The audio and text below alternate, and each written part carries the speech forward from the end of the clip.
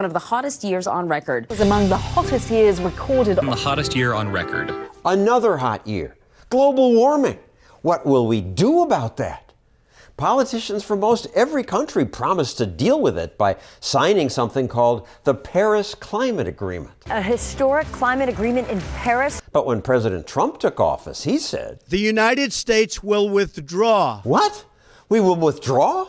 We alone? President Trump isolated the United States with his reckless and indefensible decision. My neighbors in New York agree with that.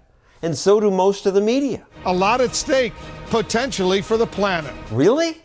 I bet they don't even know what was in the agreement.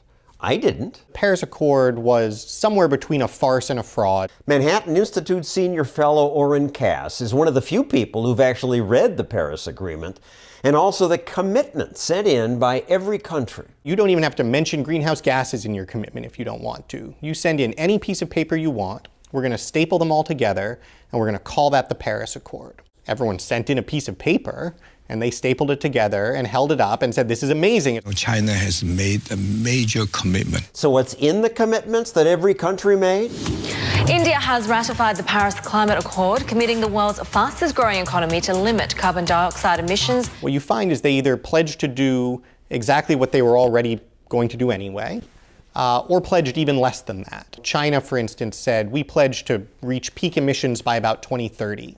Well, the United States government had already done a study to guess when Chinese emissions would peak, and their guess was about 2030. Peak doesn't mean stop, it just means stop increasing. That's right. So in fact, China promised they will continue increasing their emissions for some time to come. And yet, China was actually one of the better pledges.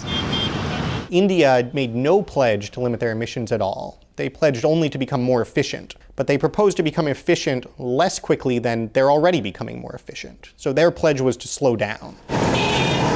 My favorite was Pakistan, whose pledge was to reach a peak at some point, after which to begin reducing emissions. And so you can staple those together and you can say we now have a global agreement, but what you have is an agreement to do nothing. And if anything, you've gone backwards, because whereas in the past you could have criticized countries and said, hey, why aren't you doing anything? Now we have an agreement that says, in fact, we will applaud you for doing nothing. We came together around the strong agreement the world needed. Obviously, President Obama got a lot of political mileage out of that, but the climate didn't get much at all. The one country that showed up in Paris with a very costly, ambitious target was the United States. So President Obama took all the zero commitments from everybody else, but threw in a really expensive one for us. Super expensive. Obama pledged to reduce American emissions by a quarter. Of course, it's true that the United States produces twice as much greenhouse gas per person as China and India. So isn't it on us to do more? Even if we zeroed out our emissions tomorrow, the future of climate change is still a question of what happens in China and India. We're getting out. When Trump said he was leaving the Paris Accord, he was trashed by politicians across the world. I'm dismayed at the U.S. decision to pull out of the Paris Agreement. President Obama said, this administration joins a handful of nations that reject the future. If the future is worthless climate agreements that everyone goes to Paris to talk about, then first of all, that's a very sad future, and it's one that we should be proud to reject. The Earth is warming. Man may well be increasing that. But the solution isn't to waste billions by forcing emissions cuts here while other countries do nothing, while pretending to make cuts. Trump was right to repudiate this phony treaty. Most of us didn't even know how phony it was. But now we do.